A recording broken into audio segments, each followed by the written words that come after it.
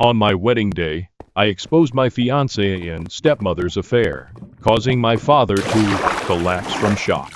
It's an unimaginable situation, and even now, I can hardly believe this is my reality. Writing this down feels like the only way to process what happened. My mother passed away when I was 16, leaving my father utterly heartbroken.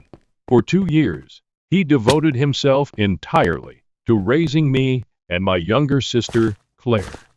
Then he met Amanda, who became his wife and our stepmother. At first, I was resistant to her presence. I felt no one could ever replace my mom, but Amanda never tried to take her place. Instead, she positioned herself as a friend, someone supportive and understanding. Over time, she earned my trust. She helped me pick out prom dresses, gave me advice about college, and was always there when I needed someone to talk to about relationships. Eventually, I considered her family. 4 years ago, I met Henry at work. He seemed perfect, successful, charming, and the type of person who could light up a room. What really stood out was how effortlessly he fit into my family. He bonded with my dad over golf, chatted with Claire about her favorite reality shows, and formed a connection with Amanda through their shared love of yoga and meditation. After 2 years of dating, Henry proposed during a family trip. It felt like a dream come true. Amanda was deeply involved in the wedding preparations, helping with everything from choosing the venue to attending my dress fittings. I thought I was incredibly lucky to have such a supportive stepmother. 2 days before the wedding, everything unraveled. My cousin Ben, one of Henry's groomsmen, asked to speak to me privately. He looked pale, almost sick, as he showed me a video he had recorded during Henry's bachelor party. In the video, Henry, visibly drunk, bragged about his affair with Amanda. He described how it started at last year's Christmas party and revealed in excruciating detail how they would meet at hotels while pretending she was attending yoga classes. What broke me was his admission that proposing to me was just a ploy to keep their affair hidden. Shocked and devastated, I didn't know what to do, but Ben encouraged me to dig deeper, so we did. We recovered deleted text messages between Henry and Amanda, uncovering hundreds of exchanges where they planned their meetings. Amanda's credit card bills showed frequent charges at hotels on days she was supposedly at yoga. I even went to the hotels they use the most. One manager recognized them and allowed me to view security footage of them checking in together multiple times. The evidence was overwhelming. It was like a nightmare. While I had been working extra hours to save for our wedding, my fiancée was betraying me with my stepmother. At first, I considered canceling the wedding quietly, but the more I thought about it, the more I realized that wouldn't be enough. Canceling without explanation would leave room for whispered rumors and twisted narratives, likely painting me as the irrational one. No, they needed to be exposed for who they truly were. On the day of the wedding, instead of walking down the aisle in my expensive white dress, I arrived wearing jeans and an old shirt. Guests were confused, whispering amongst themselves. Amanda rushed over, trying to escort me to the bridal suite, insisting we could fix whatever was wrong. Henry looked nervous but tried to act calm and collected. I took my place at the altar.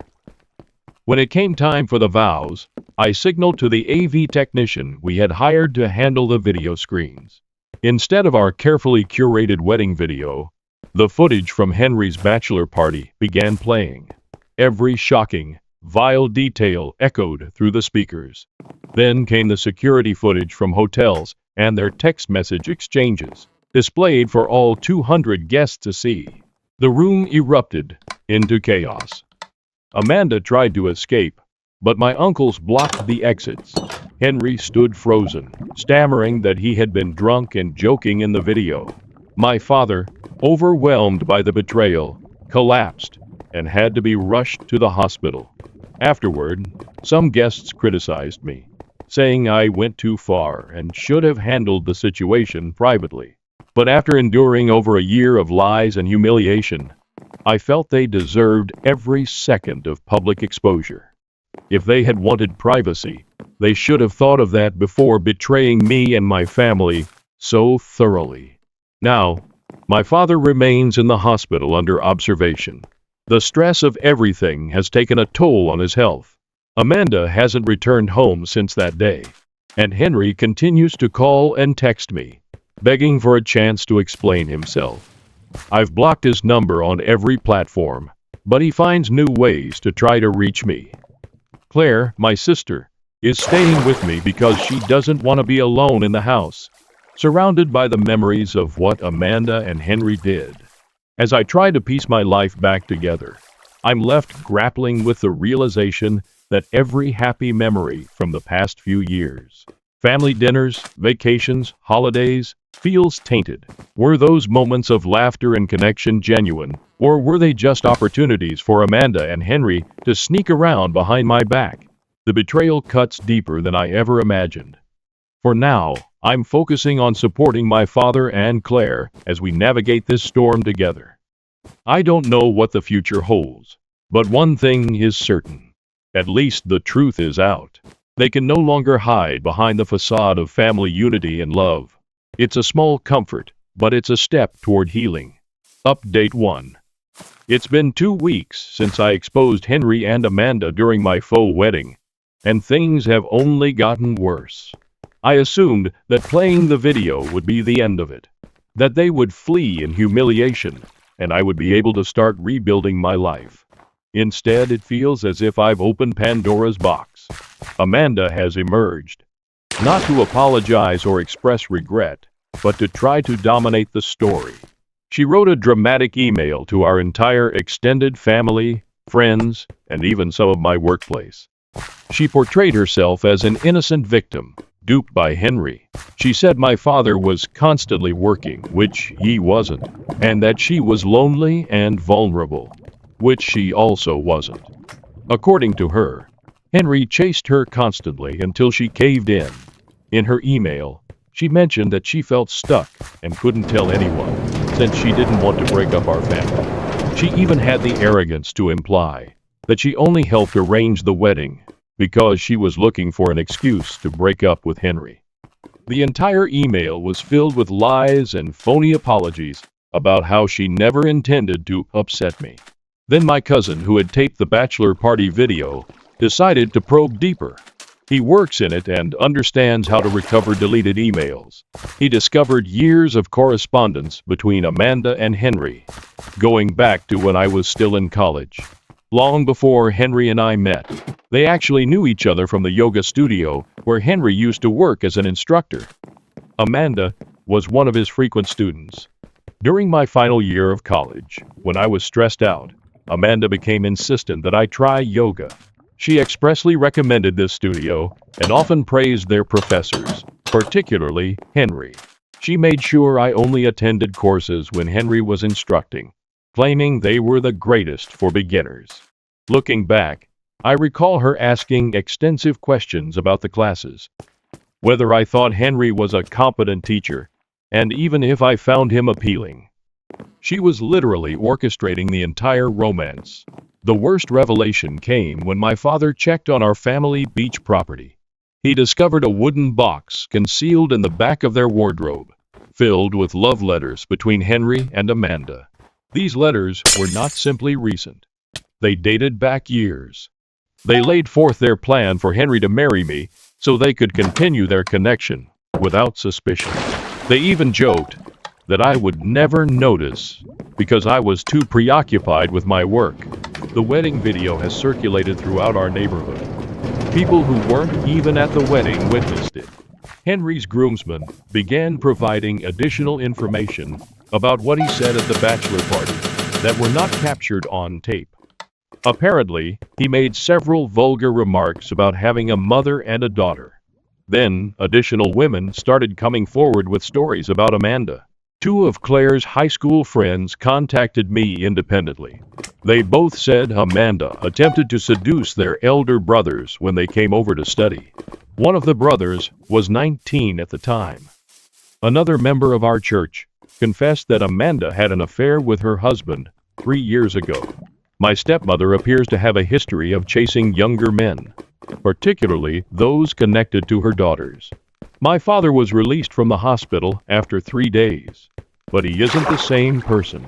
His blood pressure remains elevated, and he rarely eats or sleeps. He spends the majority of his time in his study, looking through old photographs and family recordings.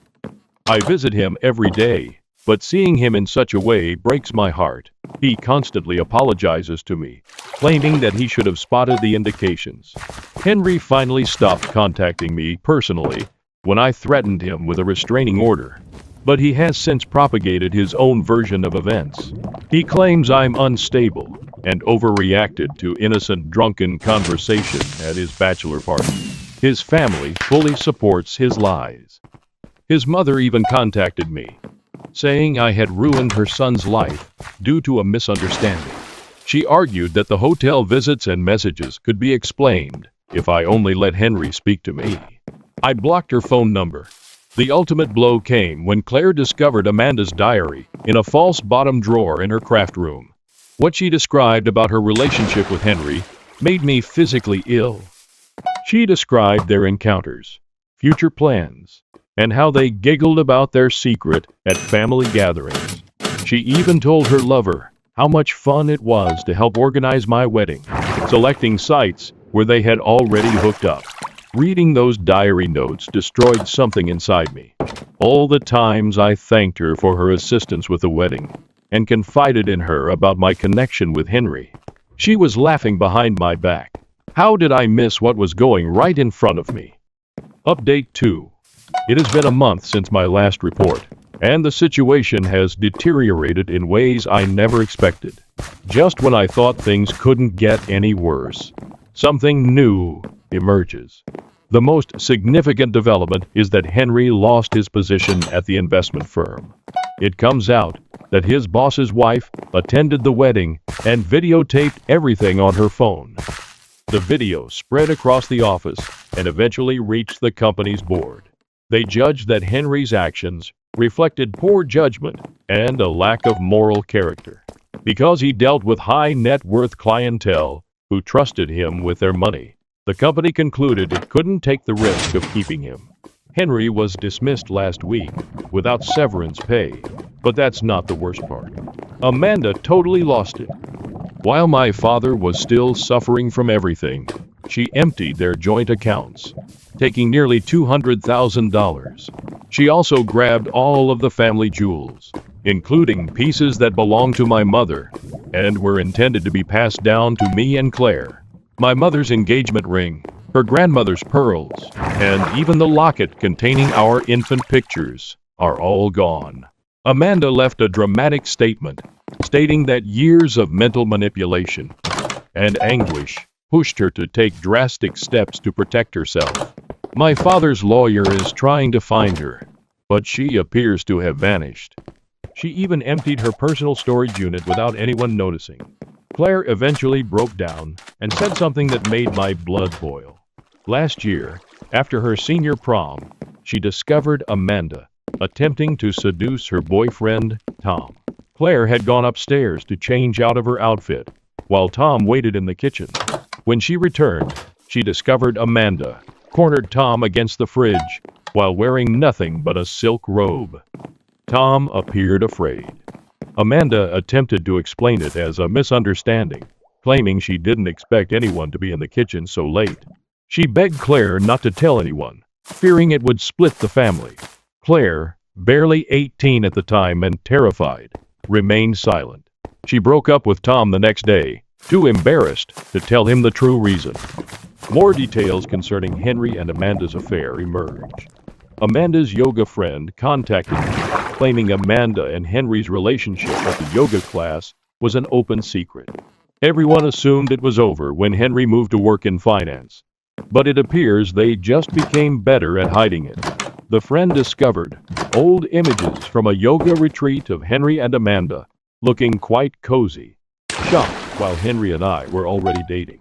Amanda's yoga acquaintance also noted that she had a reputation for getting too close to male pupils, particularly younger ones. The studio owner had admonished her several times to respect professional boundaries. This validates Claire's friends' claims about Amanda chasing their brothers. My father has started divorce proceedings, but he is not doing well. His blood pressure is alarmingly high, and his doctor has prescribed additional medication. He rarely leaves the house, save for sessions with his lawyer. Every fresh revelation concerning Amanda's dishonesty appears to age him an additional year. What hurts the most is that Amanda's betrayal extended far beyond the affair. She actively sought to get close to vulnerable younger males in her family. She preyed on Claire's boyfriend while he was barely out of high school, manipulating events to get her way while seeming to be a loving stepmother.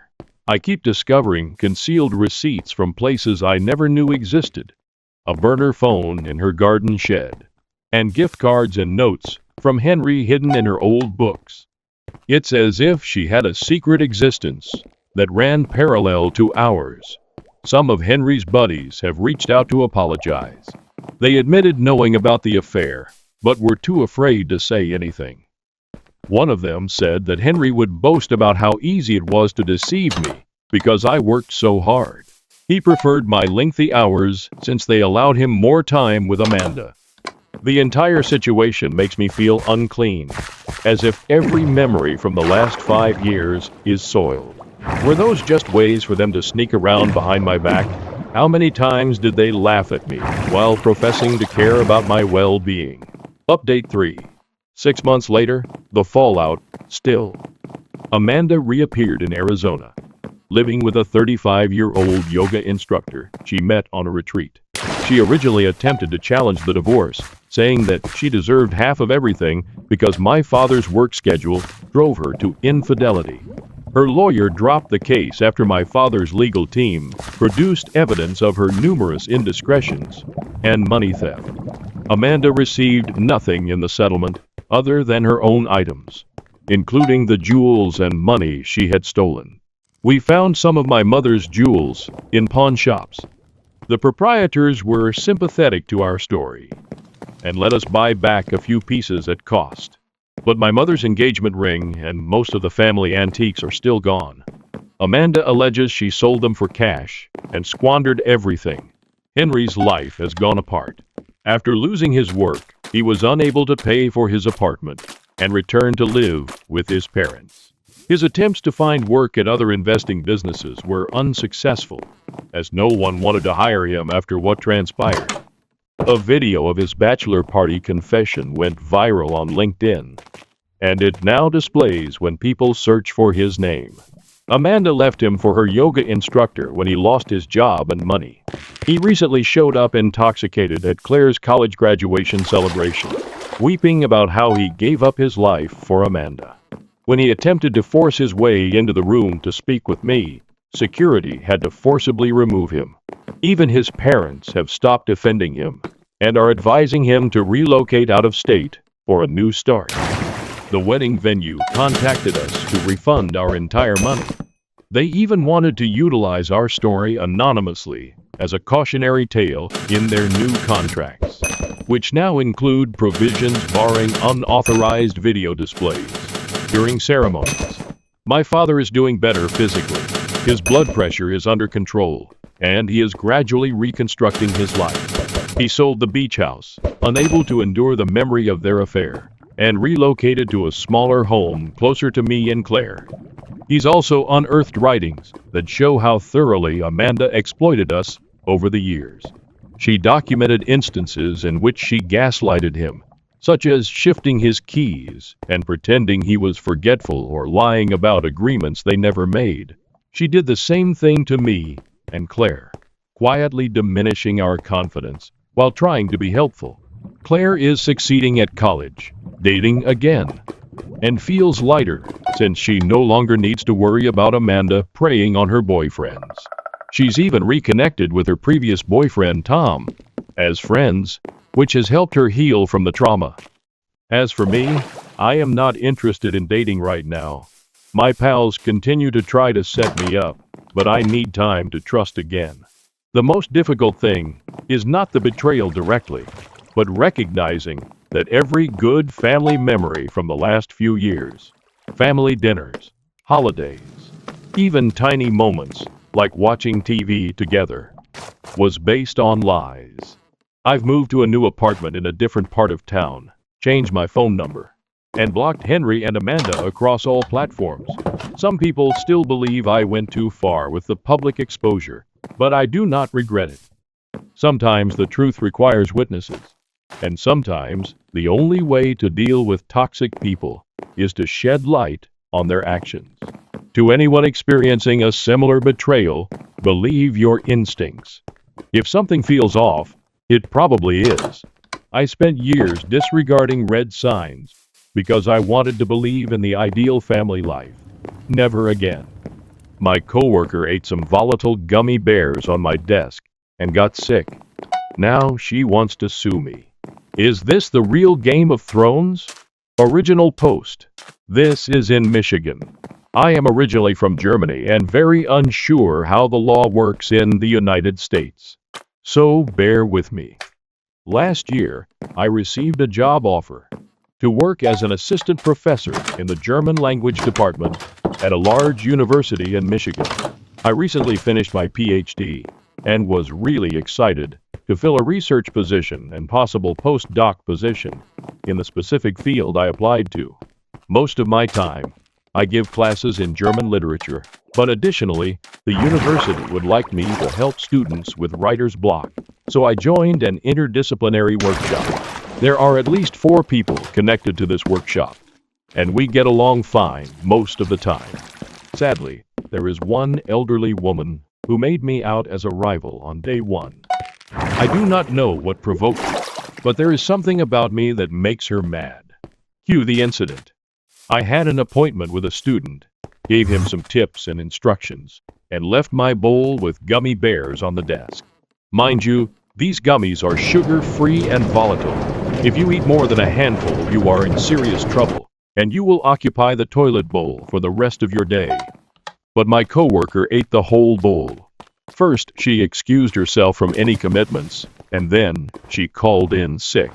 The next day, she confronted me and blamed me for the whole ordeal, that I deliberately placed those gummy bears, and it was all a ploy to humiliate her. According to her, she has already informed HR and her lawyer that I will be kicked out of the country in no time. The only thing I can blame myself on is that me and my colleagues giggled at her bowel distress signals. Relevant comments. OP replied to 2 deleted comment OP1. She claims that I left the bowl in the open, and it was baiting her and others to eat the poison. Her words. I told her that it was just sugar-free gummy bears, and that she has a weak tummy if she is violently sick after maybe I don't know 70g of the stuff. Probably a major mistake on my part. I should just have shut up. OP2. Thank you for your hands-on response. Most answers circle jerk around the funny stuff, but I actually have to deal with this nonsense, and I feel incredibly insecure. Printed out some hostile emails she sent to me recently, and I hope HR is taking my side. In any case, thank you for the detailed response. Top comments Grasshopper 1 LOL. This is a great story. You don't have anything to worry about. You're allowed to have sugar-free gummy bears, and it's not your fault. She devoured the entire bowl full. Besides, she's not going to win a lawsuit because she had to shit a lot. As someone who accidentally consumed too many sugar-free candies once, I feel her pain, but she has no case. Ex-patent paw. When I read volatile, I was expecting these to be exploding gummy bears. I suppose they were, but not in the way I was imagining. No, it's not your problem if your coworker pigged out on gummy bears that have sugar alcohol in them, unless you explicitly told her they were fine to eat. Update. We are still in Michigan. I guess I had a fruitful conversation with HR yesterday. My coworker and I had separate interviews yesterday. No blaming, just telling what happened and how our workplace could be improved in the future. I make it quick. Her side of the story looks like this. Herbie Castle deliberately placed sweets laced with laxatives in the commonly shared office space to make me and other people sick. My side, I forgot my bowl with gummy bears, which I gladly and generously share with everybody in my department, not assuming that anybody would eat the whole bowl of sugar-free gummy bears. That would be an argumento ad commonsensio, I assume in legal terms. I even brought an original German gummy bear packet with me to prove that I didn't mean any harm. True story though, my pants had been, were, and have been shat during the last couple of days, and that without any laxative gummy bears. I hope these tenses fit. Hard to believe, but we talked during lunch yesterday and made up. She is a nice lady, in fact, but had issues with food allergies in the past.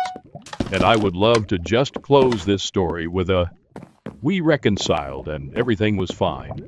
But there was another mere bit of a wow moment in the room when I learned that both hostile coworker and me have already been put under scrutiny by another assistant professor who had joined in our workshop project. Is this fucking Game of Thrones? My wife defended her friend who seduced me. I punched her for crossing the line, divorced, and now they're begging for forgiveness. Hi everyone, this is a lurker. I hope this works because I tried posting this from a different account, and it didn't work. I am a 35-year-old man who has spent almost a decade with my lovely 34-year-old wife. We don't currently have any children. For over 15 years, my wife and her best friend Amy have been friends since my time in college, where I first met my wife. Although Amy and I have never been the best of friends, we have been friendly for my wife's benefit. She's noisy, annoying, and entitled, the type that interrupts every discussion. I've always thought that about her. She constantly finds a way to get in the way, whether it's during a private chat or a night out with friends. For instance, over dinner with our long-standing friends, my best friend and I were discussing infertility problems in his marriage. Amy managed to be nosy even though we were talking softly enough that no one could hear us over the noise. She remarked that she would slaughter herself if she were unable to perform the one task that women were intended to perform.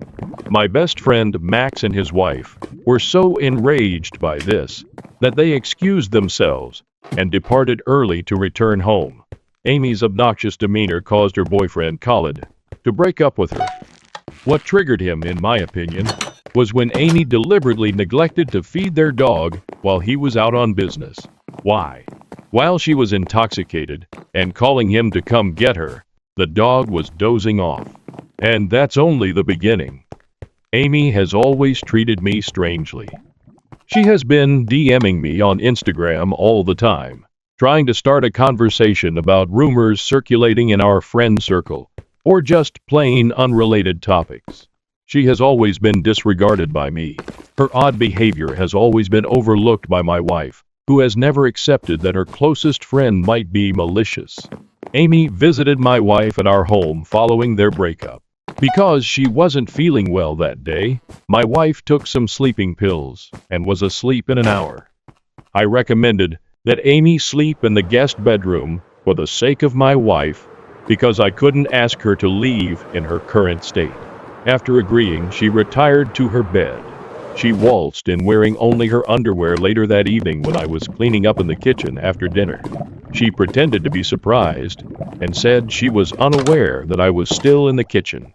I chose to end the evening because I was so uncomfortable. She began stripping though, and came up to me, telling me that my wife didn't need to know, and that she had noticed my gaze on her. I told her that she had a bad idea, and should feel guilty for hurting her best friend, because I couldn't understand her at all. She nearly jumped in front of me, and made unwanted physical contact with me, as I attempted to exit the kitchen. Without a second thought, I panicked and punched her in the face. She had a bruised eye. She began to scream so loudly that my wife was startled and staggered into the kitchen to discover her closest friend battered and naked. Amy went on to call me a vile person, accuse me of attempting to abuse her, and order my wife to file for divorce. I retaliated by saying that I punched Amy because she came to me nude and wouldn't leave even after I turned her down. Without a word, my wife passed out right away. I took her to the hospital right away.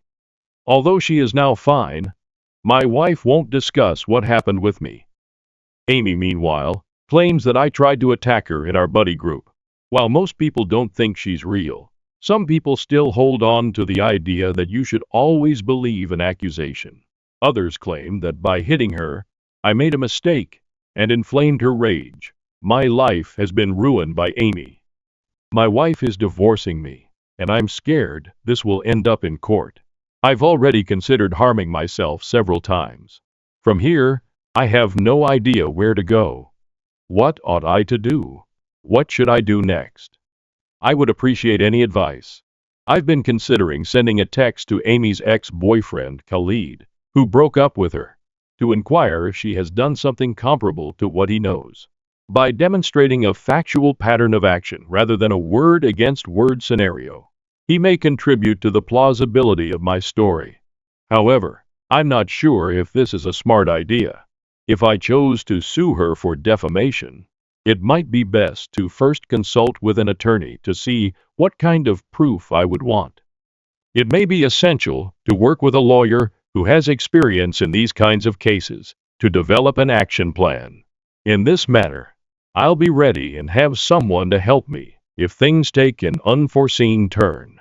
Amy might renounce her unfounded charges in public if she faces legal pressure.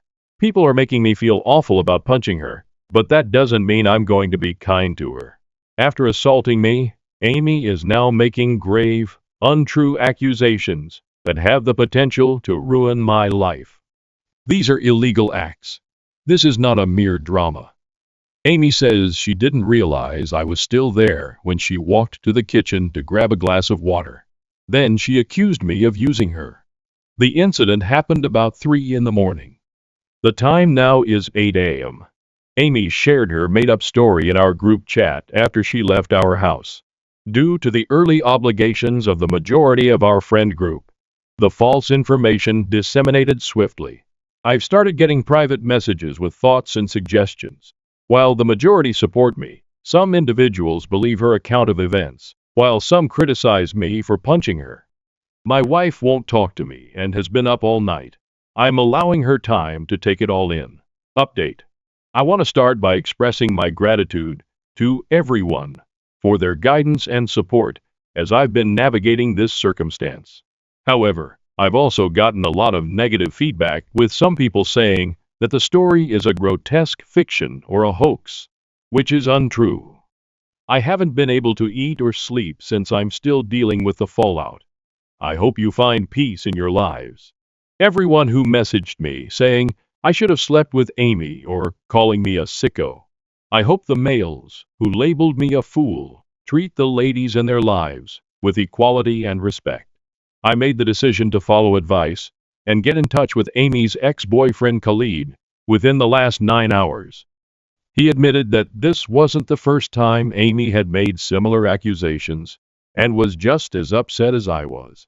He acknowledged that she had manipulated him into continuing the relationship in the past by threatening to accuse him of abuse. In order to avoid carrying out her threats, Khalid installed covert cameras and sought legal advice, which allowed her to flee. This insight benefited me since he was understanding and encouraging. I pointed out all the flaws in Amy's story and brought up the proof that Khalid still had. I informed her that I was prepared to move forward if she wanted to take her accusations to court. After her breakup, she confessed she wasn't in her right mind, apologized, and was terrified. In our group chat, I was able to persuade her to acknowledge this, since I didn't want untrue allegations about me to continue to circulate. Her admission made everything clear to anyone who might still be confused. She left the group chat shortly after, and has since stopped communicating with everyone. She is practically inaccessible today. I filled my wife in on everything that had transpired. All of the texts, including Amy's confession, had previously been viewed by her, but she admitted to me that she had been thinking about getting a divorce and honestly didn't know who to trust. It was a devastating time. I informed her that I needed time to take in everything that had transpired over the last 14 hours. That night, I chose to spend the night in the guest bedroom. It bothers me that it required Amy's confession for her to support me, even though I'm glad she now believes me. After 10 years of marriage, I would have thought my wife would know me better. However, I see that after 15 years of friendship, she didn't believe Amy was capable of such a thing. My marriage has suffered greatly, and even though I adore my wife, I can't get over this problem quickly. My wife owes Amy a debt of gratitude for assisting leaving an abusive home throughout their adolescence. This complicates things by establishing a power dynamic. She has, however, downplayed how traumatic this experience has been for me. She doesn't believe Amy is the bad guy, and she attributes Amy's actions to the emotional pain of her separation. More than 2 months have passed since the tragedy, and it has been a busy period. In summary, Amy pushed herself on me. I struck her, and she accused me of assault. My wife accepted her claims until Amy eventually confessed. Then my wife dismissed it as a miscommunication. I tried to keep the marriage going for 2 months. Nevertheless, my wife and Amy continued to get out frequently, and she talked eagerly about them, as though her best friend hadn't just tried to destroy our marriage. A few days ago, my wife informed me that she and Amy were organizing a summer vacation to Greece, which was the final straw. I remained silent and turned away as she informed me about the trip. She followed me and inquired about my well-being. I expressed my disbelief that she would ignore the reality that Amy had accused me of abuse, pushed herself on me, and almost ended our marriage. I told her how terrible it was that she had been prepared to file for divorce right away. But she laughed it off and kept up her friendship with Amy. "Why can't you just get over it?" she asked, breaking down in tears. She alternated between calling me derogatory names and pleading with me to stay, pulling my shirt, punching me, and hurling objects in an attempt to stop me. I departed and made my hotel reservation. Her friends and family are now bombarding my phone. After a while, my wife came upon this post and connected the dots. I'm proceeding with the divorce in spite of her entreaties. I went back home to formally request that she leave the residence. I warned her that I would call the police if she didn't leave. She even made an attempt to have sex with me in an effort to stop me. In addition, I challenged her regarding a purported Reddit account in which she purportedly sought out sugar daddies. I don't believe her, even if she denies everything.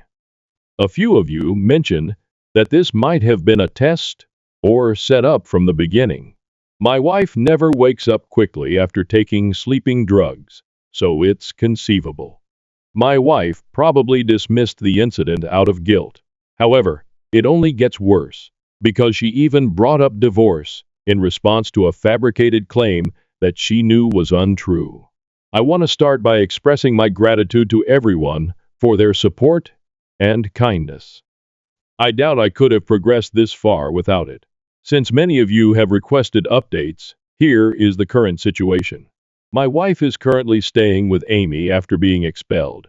She vowed to complicate the divorce as was to be expected, but my attorney assured me that since we don't have children or joint property, there isn't much she can do. Before we were married, I owned my house. My wife texted me the other day, which surprised me. Since I want to preserve any messages as proof, I haven't blocked her.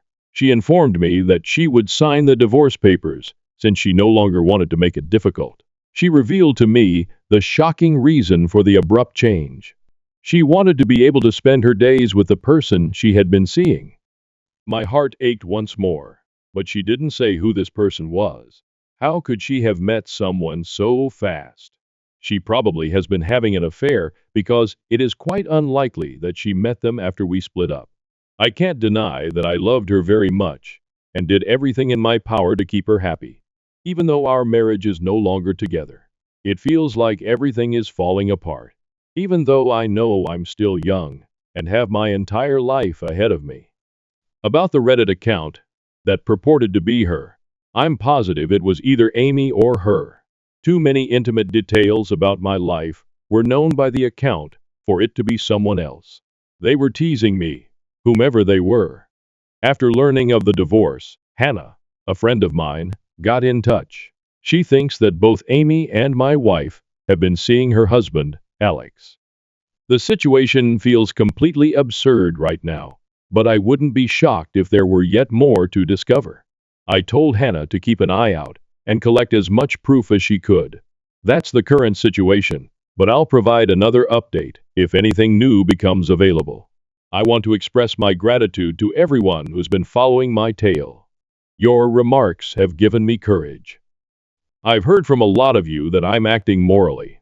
You're young and have your entire life ahead of you. One reader reminded me, even though it may feel difficult right now, you will overcome it. Put yourself first and avoid expressing remorse or unhappiness in front of your ex. It will make her crazy, regardless of who she is currently seeing.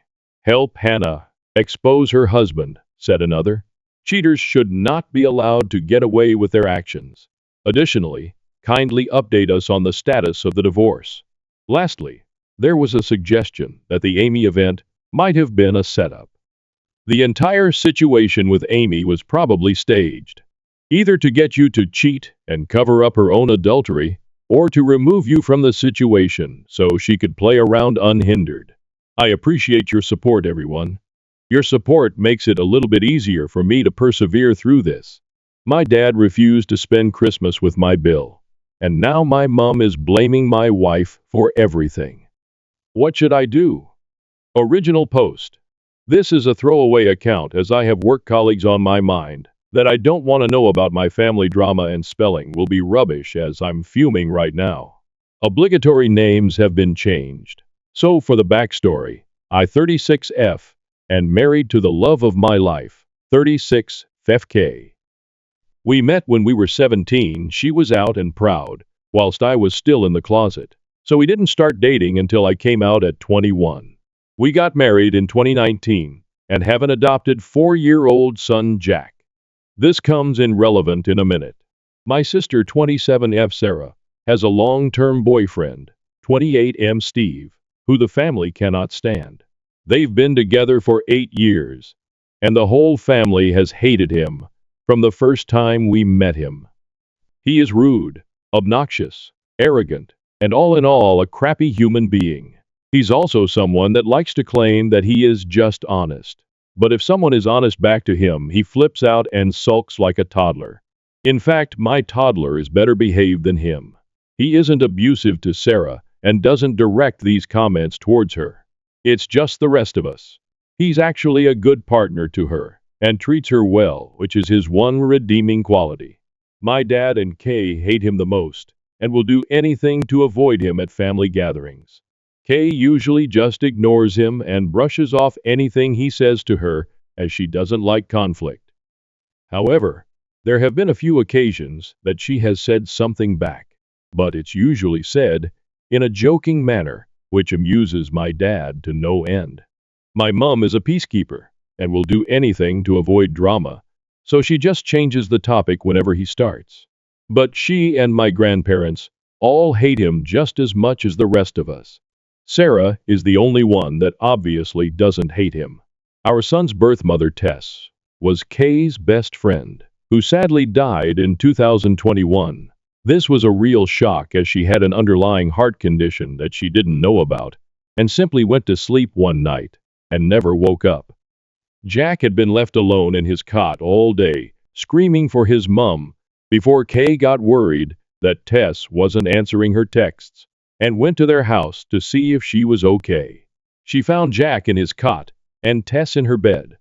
We adopted Jack as no one in Tess's family was in a position to take him in. We raise him as our own, but he knows who Tess is. Obviously, this is a very sensitive topic for Kay, as it was so traumatic for her and Jack. Now, on to what happened last weekend. It was the anniversary of Tess's death on Saturday. So, Kay Jack and I went to visit her grave. Kay is always quiet after going to see her, and this time of year is especially hard for her. On Sunday, we had a family gathering at my parents' house. These happen every couple of months, as just a catch up for everyone. At first, nothing was out of the ordinary. Kay and my dad were off to the side talking as usual. Only I could see that Kay was obviously struggling, so my dad and her went for a walk so she could clear her head. This is something they have done before, so nothing too unusual. However, Steve had an issue with this and asked why they had left and why he wasn't invited to walk with them. I explained that Tess and Kay just needed a minute. This wasn't good enough for Steve, though, and he said she should have gotten over it by now. At this, my granddad, who is naturally a very quiet guy, said that his best friend had died over 20 ago, and he still had days where he missed him so much it hurt. You don't just get over something like that. Steve shut at that. Kay and my dad got back, and she was in a much better mood. We all sat down at the table for our late lunch and started chatting. Everything was fine at first, until Steve started trying to butt into Kay's conversation with my granddad. When it was obvious that they weren't going to include him, he very loudly stated, "This is bullshit. She's getting all the attention of everyone because her friend died 3 fucking years ago. Get over it, for fuck's sake. We're all sick of hearing about it." The whole table went silent, and I took one look at Kay and knew she was about to go off on Steve. Only it didn't happen the way I thought. Rather than exploding at him, she looked at him very calmly and said that her and Granddad weren't talking about Tess. They were making plans to take him to the Christmas markets. But if he wants to be a dick, then no problem. She then went on to say to him that everyone in the family hates him because he's a toxic, narcissistic fuckwad. That whenever he can't come to a family gathering, the whole family is much happier. That there is a reason he has no friends, and that his own family can't stand to be around him. That reason is that he's rotten from the inside out, and that Tess may have only been on this planet for 32 years. But she made a bigger impact on people that he would have if he lived until he was 150. That her funeral was rammed with people because she was so loved, whereas he'd be lucky if anyone other than Sarah was at his. After that, she got up and went to the back garden, and I followed her. A few minutes later, my dad came out and said that he'd told Sarah and Steve to leave. We went back inside, and Kay apologized to everyone and said she should have just kept her mouth shut. Everyone other than my mom told her what she had done was right, and it was about time someone told him. My dad then found it hilarious that a lesbian had been the one to tell him straight, which lightened the mood a lot. We spent the rest of the afternoon there, before going to pick Jack up from Kay's mom's house, as she had had him overnight on Saturday for us. The reason I'm making this post is that yesterday, I got a call from Sarah saying that she and Steve wanted an apology from Kay, or they weren't going to Christmas. When I reminded her that we wouldn't be at Christmas either, as it is our year to spend it with Kay's mom, so it made no difference to us, she got really upset, saying that she wanted an apology because Kay was way out of line. I said she wasn't, and that I wouldn't even contemplate asking her to apologize because I agreed with everything she said, and so did everyone else there. She ended the call, and I just went back to work. Then today, my dad called me and asked if Kay's mom would mind a few more for Christmas, as he was refusing to spend it with Steve, so he and my granddad needed someone else to go. Apparently, after Sarah had called me, she called Mom and started ranting, and my mom had told my dad to get Kay to apologize, which he said no to, and they had an argument, and my dad has now decided that he's done with Steve, even if that affects his relationship with Sarah. He's not having it anymore. My mom wants Sarah there, and she won't go without Steve, so my dad is going somewhere else, and my granddad agreed with him. I texted Kay's mom, and she said they were welcome, so now my mom is furious. and saying that my dad and Kay are ripping the family apart. So basically, this has turned into a shit show. Kay has said she will apologize if I want her to, just to keep the peace, but I've told her no way. Everything she said was true. I just don't know where to go from here. And the people in my life all hate Steve so much that Kay could have physically attacked him, and they would all still think she is in the right. So that's why I'm asking internet strangers, who might have had to deal with difficult family members. What can we do to get into a place where we can be around each other amicably? I'm struggling to see a way right now. Wow. Didn't realize how long this got until I went to post it. Sorry about that. Some of OP's comments. Commenter. For things to be peaceful, both parties need to want it. Kate did nothing wrong. I would never spend another moment with Steve. I would let Sarah know I love her and will see her anytime, anywhere, but I'll never see Steve again. If you have one guest that basically wants to shit that on the holiday table, there's no path forward with them. OOP. If it was just Sarah upset, then I wouldn't care. But it's my mom. She tries so hard to keep the whole family together, and she is devastated by what's going on. If it wasn't for her, then Sarah could go take a running jump for all I care right now. Sarah. This is the issue, that Steve and Sarah don't see anything wrong in what he's done. It was just him being honest. I would be happier for her to apologize if Steve and Sarah admitted that what he said was in the wrong as well. Without that, I'm being stubborn about it. My dad told Kay he will fall out with her if she apologizes, as she did nothing wrong. There was no screaming or shouting. She said it very calmly. I feel like I'm stuck between making my mom happy and doing what I believe to be right. To another commenter, my sister doesn't see anything wrong in what he says, as he's just being honest, but loses it when someone is honest back. I don't understand her anymore. Mom, taking the high road and rising above it have been two of my mom's favorite things to say to us over the years. I just feel like enough is enough. He crossed a line this time that he can't come back from. I especially don't want my son around him when he's saying things like that about Tess. To another commenter, if I hear my mom say, "Take the high road" one more time, I'm gonna scream. I'm sick of the high road. I've been on it for 8 years. I'm happy on the low road now. Later that day,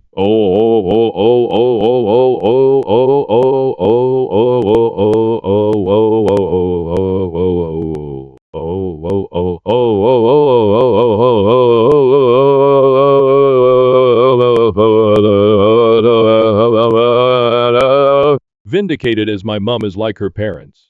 They're all peacekeepers. And if ever they have had enough, then it just shows he's not just stepped over the line. He's ran right past it.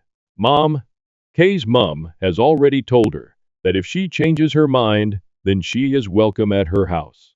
Even if it's Christmas morning, she is more than welcome. Obviously, Steve and Sarah aren't invited at all, but it's good that my mum has the option at least. Later reflection. I have realized that he has been trying to target Kay and my dad's relationship, as they're very close. They have traveled all over the country visiting class car shows together, which Steve has tried to get in on. But he doesn't know anything about cars, so there's no point in him going, even if they did like him. I actually think he's been trying to push Kay and I out of the family so that he gets my dad to himself, even though my dad can't stand him. Update post. Hi. I know how much this community loves an update, so I thought I would give you one, as things seem to be sorting themselves out, kind of. After I wrote my last post, a few things happened in the next couple of hours. First thing was that I spoke to my grandparents on my mom's side.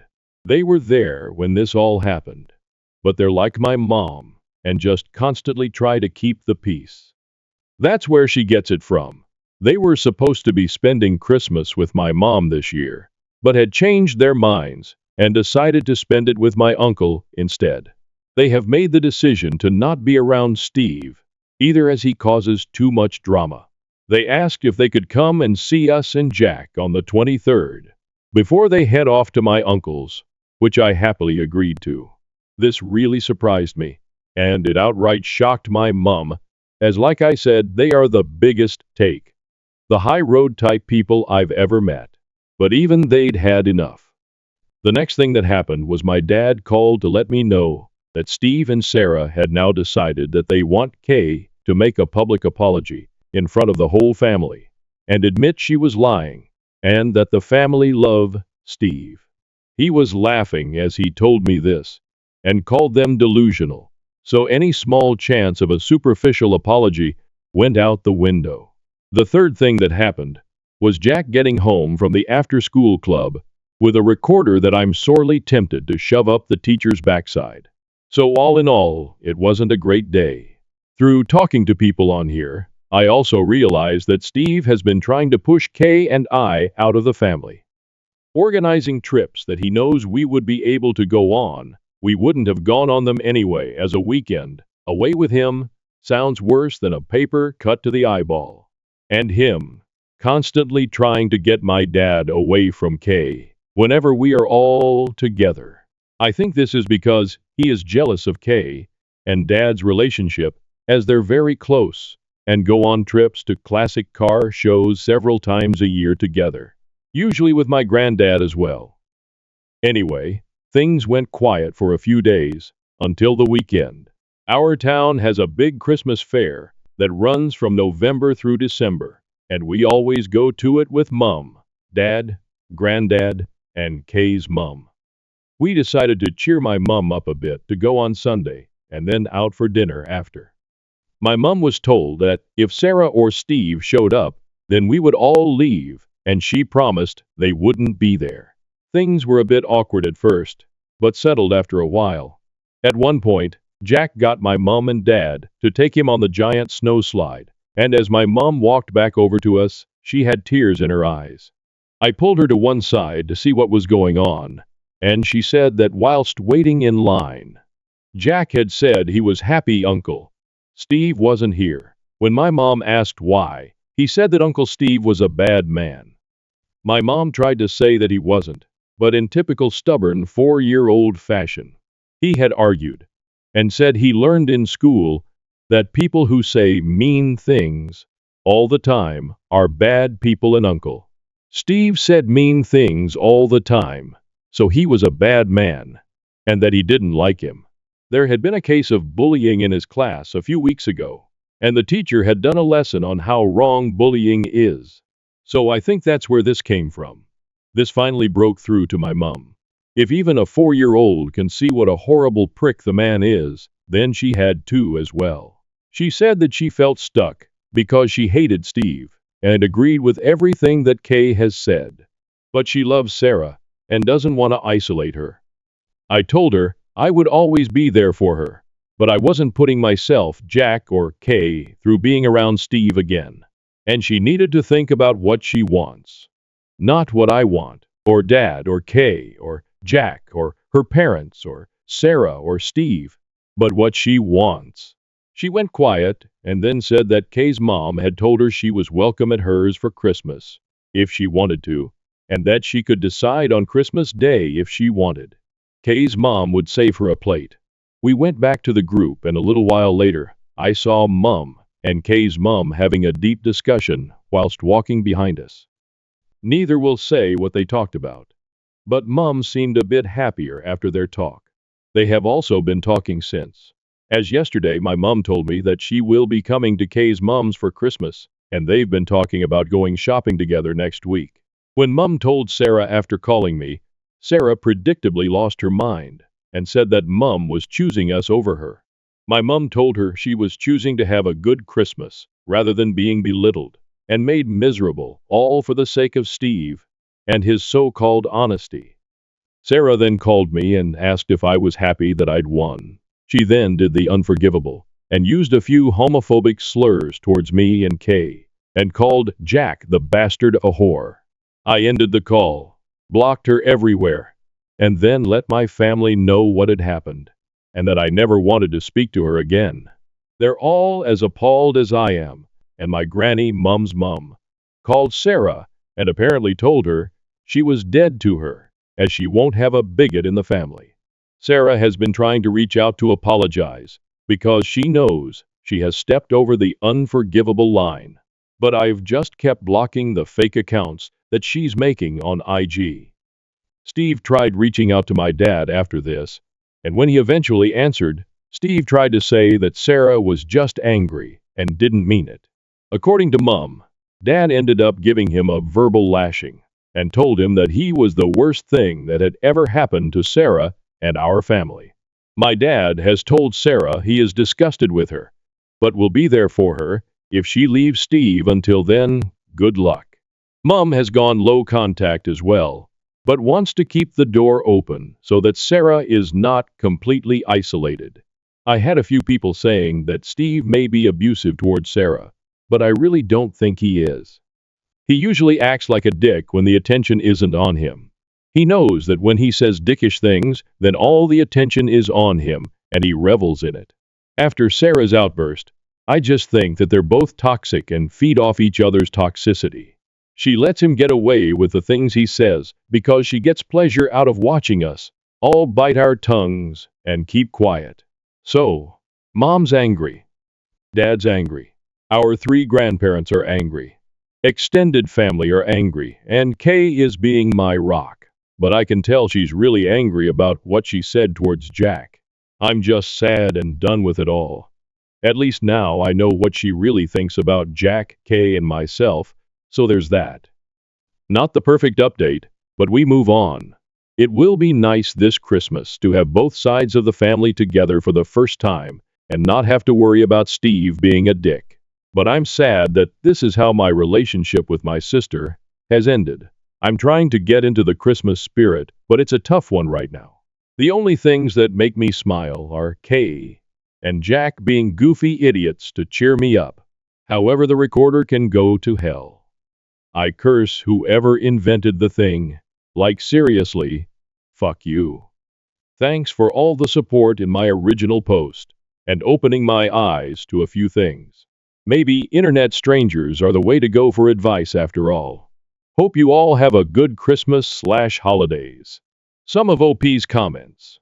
Commenter, I don't think the dickish Bill and Sarah saga had concluded. I'm glad you'll have a peaceful Christmas in theory. I just think the pair of them are not convinced yet that they're shut out. Oh, it wouldn't surprise me if they try and turn up to my parents for Christmas, but we won't be there, so they won't get far. As long as they stay away from me, Kay and Jack, then I don't care what they do. Commenter. Many small children playing recorders with more enthusiasm. That skill follows Steve everywhere. Shoo OP. This just made me laugh a little too hard. Thanks for that. Editor's note. Wasn't sure whether to mark this one as concluded or ongoing. I've tentatively marked it as ongoing, but I'm happy to change it. I laughed at Ray Farty. Got uninvited to the baby shower I planned. Now my sister finally chose a sensible name for her baby. Original. My sister is due in early January, and we're planning her baby shower for early December. She decided she wanted to use my mother's maiden name, Rafferty, as her daughter's name. Not a tragedy itself, and I guess it works as a unique name. But yesterday, I texted my sister that I needed to get the custom items, with my niece's name ordered ASAP, so they would arrive in time for the shower. My sister then let me know they're going with an alternative spelling of Rafferty. I texted back, an alternative spelling of our mother's maiden name? My sister wants to spell it Raffarty. So I sent back a bunch of laughing emojis, and she asked, what's so funny? I tried to explain that no one will pronounce that as Rafferty and she'll probably get plenty of the same mispronunciations. She told me I was being ridiculous. I texted back my poor niece, Little Miss Farty Ray. I was uninvited to the shower, and my mom told me today my sister doesn't want me as the godmother anymore. But like, Ray Farty is really bad, isn't it? Someone needs to tell her, right? Update. I don't know if updates are allowed here, but here it is, and sorry it's long, and I've been having a hard time submitting it. Is there a character limit? I'll try posting some and put the rest in the comments. So we had an intervention on Ray Fardy. I know everyone said to send a link to the original post to my sister to show her that 103% of the global population would call her daughter Ray Fardy, and that would be the easiest thing to do. But some commenters said some pretty gnarly things about my sister, that she doesn't need to read and feel worse about herself. But I wanted to address a few things that came up. First, for those saying I shouldn't bother paying for the baby shower anymore, I had no plans to not continue to pay and help out. Disagreements and fighting aside, I love my sister and want her to go into motherhood filled with love and support, regardless of whether she wants my support or attendance at the event. Second, my sister's husband was made aware of the spelling change of Rafferty to Ray Fardy about a month before my original post. He said he didn't think much of it until he saw it written down, and immediately saw it as Ray Fardy too. He said her emotions had been getting worse throughout the pregnancy, and he didn't know how to approach her about going back to the original spelling. He had hoped that once she gave birth, all the hormones would somehow leave her body. She'd come to her senses, and it would be a non-issue. Third, a lot of you were lumping my mom in with my sister and said some pretty horrible things about her too. All my mom knew was from my sister, calling her to complain that I laughed at her for slightly changing the spelling. My mom just assumed it was a minor change like Rafferty, until I told her to grab a pen and paper, and I'd spell it out for her. Once she saw it was Rafferty, she was team save this child. Now for those of you who told me I didn't have any tact and my reaction was mean. My reaction was because, 1. People would call the poor girl Ray Fardy her entire life for the sake of my sister being quirky. 2. Pregnancy brain aside, surely my sister would realize her child will be called Ray Fardy once it's pointed out. Have a laugh, change her mind, and this will end up being a funny story to tell at her daughter's future wedding or something. And 3. My sister is a bit of a joker. So I also initially thought she was just pulling a prank or joking. But if she was joking, she took the joke really, really far. She spent $400 on a mural painted on one wall in the nursery. She wanted to debut the finished nursery to everyone at the baby shower, including her husband, who was forbidden to see it beforehand. That had Ray Fardy incorporated into it that now needs to be repainted. She also bought herself a birthing gift. Is this even a thing? She'd have my brother-in-law present to her in front of everyone at the hospital. A $900 plus gold bracelet with RAEF, RAFCRT, and Y charms. The baby book also has Ray Fardy embroidered on the cover. I contacted my sister's best friend, Katie. Not her real name. If my sister has told her anything about the spelling change, she found out about Ray Fardy after the blow-up with my sister, as my sister wanted to get Katie on her side. Katie, who's a teacher, was equally horrified about the spelling and told me this is the worst attempt at a creative name she's ever seen. The intervention of sorts, the Fardy party if you will, included me, my sister, her husband, his mother and father, my mother, and Katie. My sister refused to believe anyone could possibly see Ray Fardy as Ray Fardy, and that we were just mad that she was taking creative license, and that everyone does that nowadays. My sister said children are not that cruel to bully her daughter for her name, and Katie said plenty of kids are cruel enough, and the others would join in, so they're not singled out themselves. My sister countered that as long as all the adults are pronouncing it correctly, that it'll be no problem. And Katie told her that not only would the adults not know how to pronounce it to begin with, but that as long as fart is in the name, kids will latch right onto that. I was happy Katie was there, because she shared interesting names her students have had over the past few years. So I knew her opinion on this would probably be the only one to sway her. My sister cried for about 10 minutes and finally agreed to entirely change the name, because even Rafferty was tainted, because we had all ruined it for her. We told her to take her time to consider a new name. She told us she still wanted to honor my mother, and she suggested she'd combine my mother's first name with her mother-in-law's name, and created a name on the spot that included a crass term for a lesbian. When my mother pointed that out, she started crying again and accused us of not letting her be a mom, and her husband suggested we leave it for now, and we should all go and give her space. It's been radio silence until my sister texted me a couple of hours ago that she and her husband landed on Theodora, and she is absolutely in love with it. She even decided that my unborn niece looks like Theodora in the ultrasounds. She got those creepy 3-1s done where every baby looks like the same copper potato. I replied that that was lovely, and that I'm so happy she's happy. It's not my taste, but at least it's not Theodoru or some crap like that. So there you go. My niece has been saved from being called Ray Farty. I'm invited to the baby shower again, and I know this is just a little blip with my relationship to my sister, and we'll be fine. But Katie will be taking over as godmother, which is fine by me. I can always be godmother to their next child, who will probably be named something like Tara Musso. Thank you all for seeing the same thing I did, and letting me know stopping Ray Farty from coming into existence was the right thing to do.